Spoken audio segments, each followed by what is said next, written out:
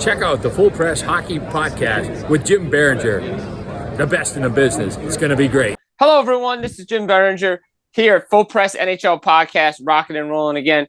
David Calabretta, we're back around the NHL Rumors segment here. Guys, we appreciate the love you've been showing us on YouTube, on our Twitter, Full Press NHL. Our Around the Rumors segments have been great, turning them into great articles and feedback, and people are talking. And got to give David a lot of credit for his trade proposals because I'm going to be honest, I've heard a couple from a couple people, and they said the one about Zegras and Byram is not far-fetched at all. So, David, welcome, and your trade proposals are great. Thanks, Jim. Love doing it. Let's do it. Let's do it. All right, let's get into it. The Montreal Canadiens, we led off last week's segment with the Canadiens. We got to start with them again. Another not-so-great performance. We'll keep it light here against the Utah Hockey Club, who came off a drubbing by the Toronto Maple Leafs. Utah come in there, Sergachev, a former draft pick of the Canadiens, the revenge tour comes through. But it just seems like things are not getting better in Montreal. In fact, it feels like they're going backwards instead of going forwards. Yeah, it's a defeated scene in Montreal, I think. Last night was definitely a game to forget. I don't think they even should have got a point. 13 shots on goal is never acceptable in an NHL game. And it's 2 nights in a row they failed to even get 20 shots. And I think Montreal is hitting they're going even lower. They're spiraling even harder now. You would think a few weeks ago they hit rock bottom, but now it's, the core guys, Slavkovsky, Dak, they haven't really got it going. They got demoted and the message doesn't look like it passed. Another rough game by them. And I'm curious to see with Line A back in the fold if St. Louis really sits one of them in the press box and gives them an even harder lesson. Because, not to put the blame on just them, but, you got paid, Juraj Slavkovsky. He got paid. It's time to, really step it up here in Montreal because Suzuki and Caulfield can't do it alone. No. And they're struggling because of it. Yeah, and you mentioned no Line A, Newhook is there, Doc, guys, Slavkovsky, we talk about it, and everybody made a big deal about in Philadelphia when Matej Michkov got sat for a couple of games. But it's part of the process, as John Tortorella said. And when I asked Macklin Celebrini, and it was a different, scenario because he got hurt early on, but he says you can learn a lot from watching. And sometimes you do need to watch. I mean, the Devils did it with Jesper Bratt for many times for his inconsistent play. They made him a healthy scratch early in his career and made him sit upstairs to watch the game. Like, sometimes it's okay if you're a young player. But I always go back to what Gord Miller said on, and I'm going to give him credit because I really respect Gord Miller here. He said this when they drafted Slavkovsky. He almost wondered if they should have sent him back to let him play and develop over there before bringing him into the lineup. Yeah, for sure. In year one, he didn't look like he belonged there at all. And it drew concern. But then obviously year two, he kind of found his game because he knew what wasn't working and what was working. But now this year, he's just like hit rock bottom because when you put the contract into perspective, he's not playing like an NHLer. He's not. And you can't do anything about it because now the contract's signed. And look, I'm not crazy to say send him down to the AHL.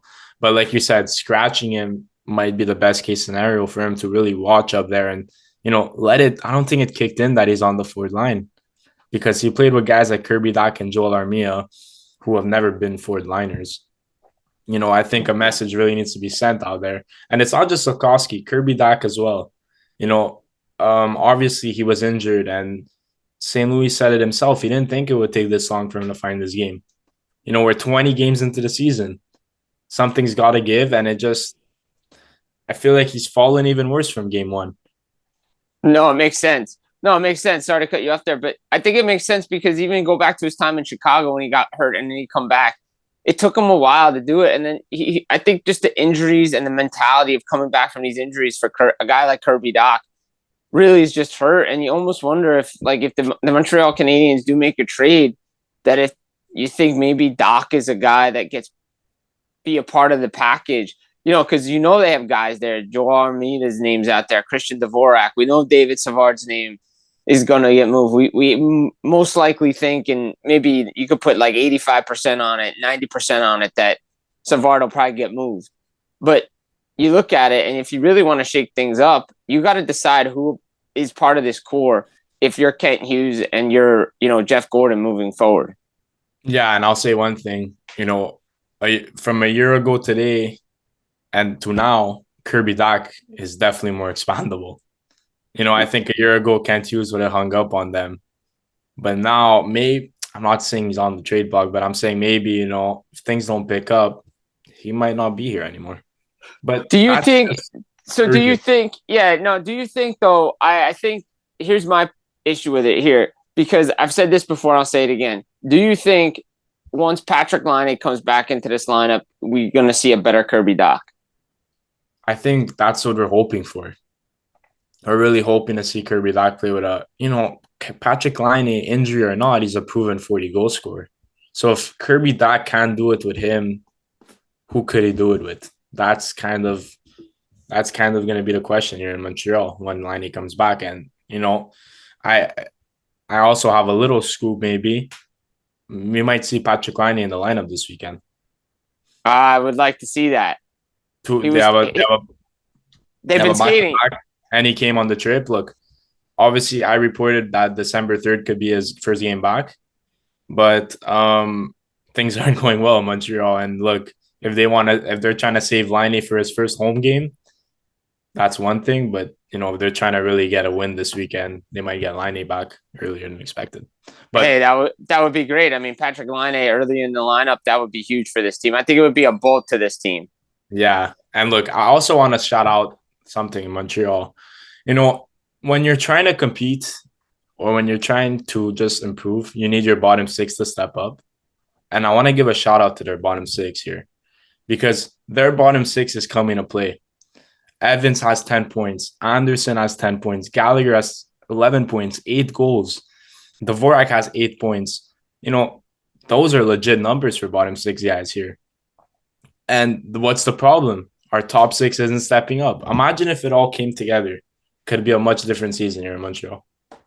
No, exactly. And I know, talking with people and fans, before the season, you always say, oh, well, people in Montreal are like, oh, we want another top 10 draft pick, top 5 draft pick. But do you really? Because here's the thing. You're supposed to get closer this year. Like, you're not supposed to draft in the top 5 again.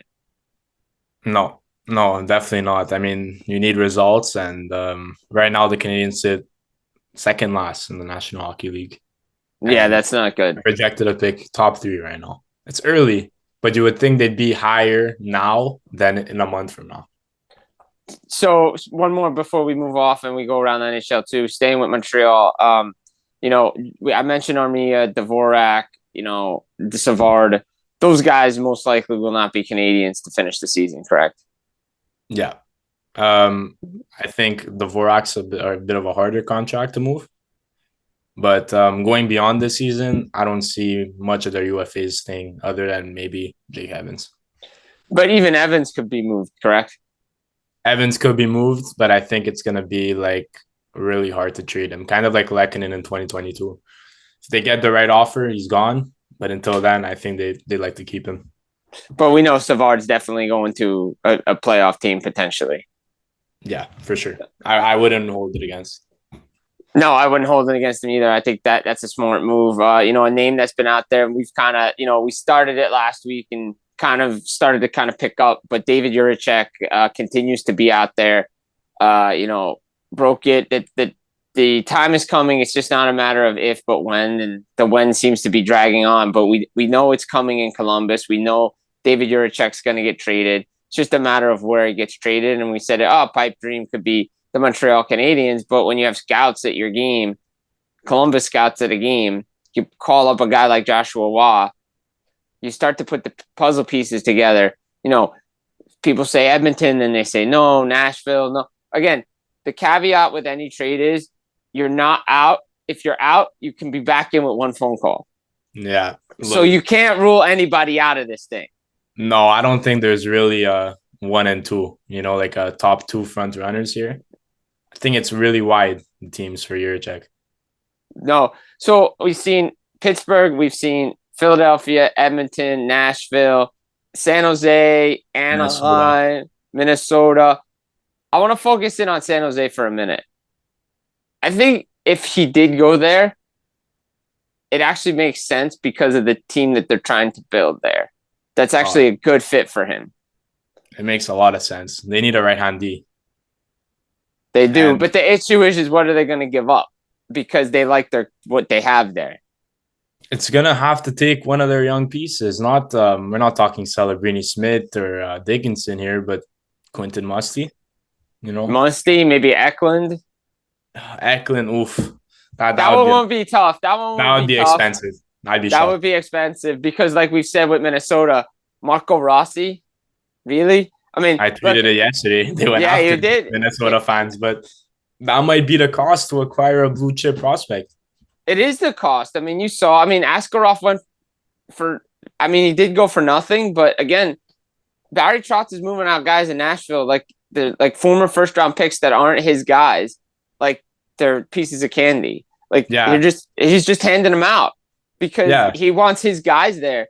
But if you really want to get a blue chip prospect like that, you're gonna have to pay a cost. Yeah, and I'll say one thing, Askarov got dragged out. And media kind of knew about it. Like, unfortunately, GMs don't want to find out by an insider that he requested a trade. But the longer Columbus holds this out, the return could slightly get worse because they even said it. They didn't want draft picks, but now they're open to getting draft picks for Jiricek. And that brings more teams in the picture here. And I'm looking at Montreal. Montreal, I'm putting Edmonton back in there. I know they don't have the first, but you still have draft picks that you could use because that's a fit that they need. They need to replace Broberg. Nashville's there. They got a first-round pick. They got multiple first-round picks. Philly's got picks. A lot of teams have picks that he would fit. Now, you've heard that, again, you look at players and teams and timelines and things don't always mesh well, but I think it's time for him to be moved on. And I know his agent's been, hammering to get him out of there and a change of scenery. Yeah. And look, Don Waddell is going to get the best return he could for him. He doesn't care which team. And it's tough losing a blue chip prospect like that, especially a team like Columbus, And it's unfortunate the way it happened, but the reality is they sprung it on themselves. They went to go acquire too much NHLD and sign too much NHLD. Damon Severson last offseason, Jordan Harris, Eric Goodbranson. These are all guys that need to play in the NHL. And you make David Jiricek go into the AHL acceptable because you have too much D. Yeah, and then you just picked up Fabro. You have Provorov, who's also on the block. We know Provorov's probably going to get moved from that team too. They made it known that they could move him. So I mean, they're still in the mix. So what are you going to get? I mean, I think the cost for Provorov is going to be less than Jiricek. Yeah, for sure. And I'll ask you something, Jim. When do you think Jiricek gets moved? I think if anything, it'd probably get after the American Thanksgiving. I know, we thought maybe Monday, we thought maybe Tuesday, but it could still happen Wednesday. But it could happen before we record this, man. Exactly. Before we even put this up. And while you're watching, it can happen too. Yeah. So I got to put that caveat out there that it could happen, right? So I think if you look at it, the holidays here, if they try to squeeze it in, they could get it done.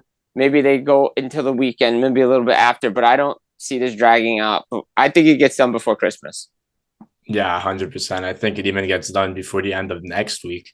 Because I know Monday they were really, really close to getting a deal done, and because it was flying everywhere on social media with a bunch of rumors. But I think it's teams, when you hear that it's almost done, they'll have the tendency to try and snoop in one last time. So maybe that could be the difference maker. Well, yeah, I go back to the Calgary and Devils Jacob Markstrom before the trade deadline. It was done until somebody got their hands on it that shouldn't have been involved in it, and it got vetoed because they didn't like the return.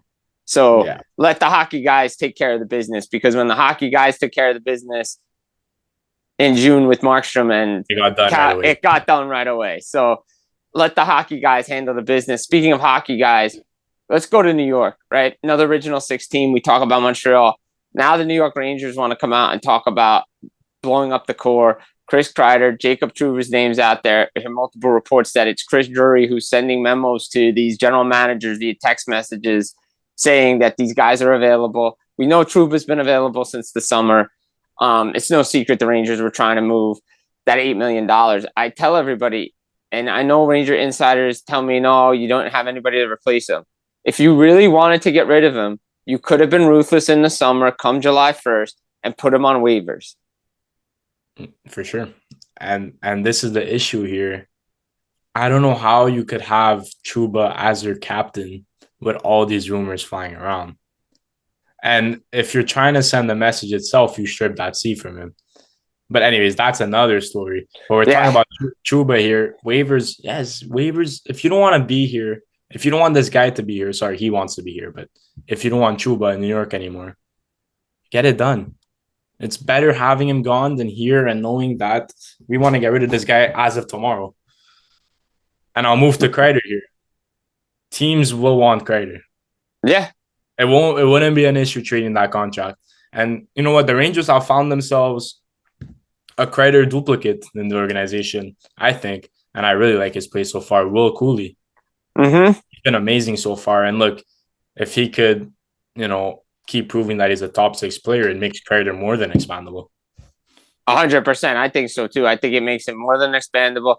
I think I agree with Trouba. If you didn't want him there, strip him of the C, because again, the room itself, we can do a whole episode on the room and what it's meant to the room and the play on the ice. Because if you have a guy there that you don't want there, and there's a leadership group surrounding a guy that's well liked, but we know he's gone, it's gonna just demoralize the room. It's going to just send this cancerous thing through a room, and guys are going to pick sides. And you could clearly see some of the players have picked Jacob Trouba's side. But if you could have made it happen with Detroit, I understand the family aspect of everything. I understand the wife part of it. I get the residency. I know we really bad, but this is a business. Chris Drury was ruthless with Barclay Goodrow. He couldn't find suitors. He got around the no trade clause with waivers. Goodrow wasn't happy about it, but that was a way around it. Yep. This was a way around this no trade clause too. This isn't a no move clause. This wasn't a no move clause. It was a no trade clause. You can be put on waivers with a no trade clause. Yeah, and look, I think the room, they're kind of just waiting. Like they're saying it's okay. There's a move coming.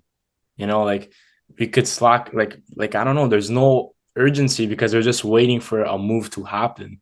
Yeah. The Rangers currently sit in a wild card spot, and the record isn't even bad, but their play is awful. They're not beating good teams. No. They're not beating good teams, and that's a concern. And it's probably their last chance of really winning the cup. But that's my issue too, not to get on a tangent. Your captain cannot come out and say, this is our last crack as a core either. Exactly. Like that's a problem too. So I get, sorry, not to cut you off, but I get trying to hype up your guys and say this is a year. But, the way he was said and came across, it was terrible. It was awful. It was basically saying after this year, we're getting traded, or like after this year, I'm gone. Well, we know he's gone after this season, whether it's this season or like in this season or at the end of this season. Jacob Trouba is gone. Chris Kreider, I wouldn't be shocked. St. Louis calls about him. I wouldn't be shocked if Boston calls about him. Montreal calls about him. Teams will call about Chris Kreider. Again, he has a 15-team no trade like Jacob Trouba, so he can dictate where he wants to go. I would not be shocked to see St. Louis and Boston are not on that list because just the ties, especially to Boston, I think there's something there, but I don't think he can solve those problems. Jacob Trouba, there was a deal with Detroit, and he said no. And, we could have made it work. I think it would have been fine. I think he could have gone home and it would have worked out fine. The other guys on that team, it's going to be tough to move guys like Zibanejad and guys that have big dollars. And there's a reason why the goaltender wants $12 million. Yeah, and it's been rough for Zibanejad. Let's not sugarcoat it here either. No. Yeah, but unfortunately, Zibanejad's a contract that you're kind of stuck with. Yeah, $8 million for a few more, like a lot more years, actually, 5-6 years. Yeah. But anyways, going on Kreider, I see Boston as the ideal fit. He just fits that Bruin staple. And I don't know what a trade could look like for Chris Kreider here, but it has to involve a first round pick and something. Yes. But it all depends on if salary gets retained or not, because at the end of the day, salary is the devil. And you've seen great players get traded for nothing, essentially, because of salary cap. Right. Even with the cap going up and stuff, and you're going to have to get an impact player back in return because Kreider's an impact player. So, and this is why Shesterkin wants $12 million to play in front of him. The structure, it's relying on goaltending too much. So, and you know, speaking of goaltenders, so I was talking with some people on Monday night when I was at the Devil game. So I want to throw this one out to you since you like to do trade proposals. I'm going to throw some out myself in regards to goaltending. Everybody assumes that Mackenzie Blackwood's going to be the one traded from San Jose to Colorado. What if I told you that Marc-Andre Fleury and or Semyon Varlamov is a better fit in Colorado than Mackenzie Blackwood? It's not ridiculous at all because these are veteran goalies and you're compared to Blackwood, you know? Like Fleury has playoff experience. He has every experience. Like his resume is full. Fleury, I think he should go get a starter's position at this point in his career. He's a pending free agent at the end of the season. And Colorado, I like that fit a lot. Colorado and Fleury, it makes a lot more sense than Blackwood. Because Blackwood, you know, he's not as proven as Varlamov and Fleury, if that makes sense. No, it does. I mean, look, I know Fleury said this is his last year and everything, and we'll see if Minnesota's still in contention. But it just makes more sense because the block on Blackwood was last year in Kapanen was, can they get it done on good contending teams? They're doing it on a team that's not contending, and they're getting all these wins. I think Blackwood, and talking with some people in San Jose, they really like Blackwood with Askarov moving forward, and they could be willing to move a guy like Vanacek instead. Yeah, so, for sure. I think those are some options. I know everybody links Gibson too and everything. I just don't know if Colorado has the salary that they want to do. I mean, where do you think John Gibson can go? Colorado, Carolina? Does that make sense? Before I go on Gibson, I'll just say Colorado needs to address it ASAP. Yes, I agree. Anyways, going to Gibson. Look, I think you can't count out Oilers on Gibson. You know, there is a rumor that he'd waive for Edmonton. And Carolina's been there before. And 2 years ago, they almost got a deal done with Gibson in Carolina.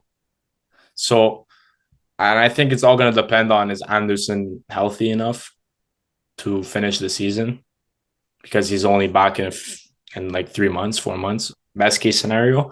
But look, Gibson, I can't believe he's still on Anaheim. Every year he's in these trade rumors and it just hasn't gotten done. But the reality is he has all the leverage. Yeah, he does, because he gets to go where he wants. And I hear everybody saying, oh, he's not a great fit in Edmonton. Look, a lot of goalies have gone to Edmonton and have not worked out. The Oilers have their own defensive problems. But if they can play in front of defense, in front of Gibson has proven he can win you games. And he's won Anaheim games early in his career in the playoffs. And he's won them games, let's be honest, during this tumultuous time in his rebuild that they had no business winning, because he can play. And he can still play. And I think he would be great in Carolina.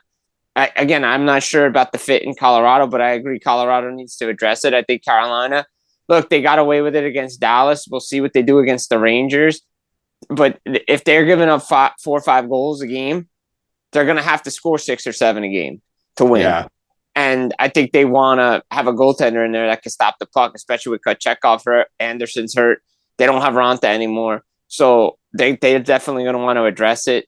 It's going to be interesting. And I just want to mention one more before we get out of here. Pittsburgh, right? They're in all these rebuild, retool rumors.